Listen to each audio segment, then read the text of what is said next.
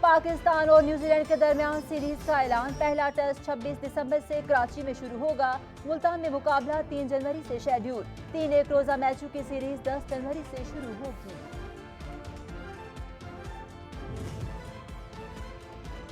NAB کا Winfield reference میں مریم نواز اور کیپٹن ریٹائرڈ صفدر کی بریت چیلنج نہ کرنے کا فیصلہ۔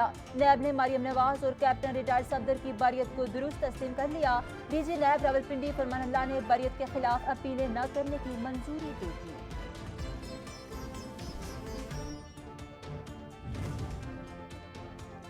بلوچستان کے 32 اضلاع میں بلدیاتی انتخابات کا دوسرا مرحلہ۔ مخصوص نشستوں پر پولنگ جاری۔ پولنگ بغیر کسی وقفے کے شام 5 بجے تک جاری رہے گی۔ Election commissioner 7 municipal corporation 48 municipal committees کی مخصوص نشستوں پر انتخاب۔ مخصوص نشستوں کے انتخابات میں 547 یونین کونسل کے نمائندے بھی منتخب ہوں گے۔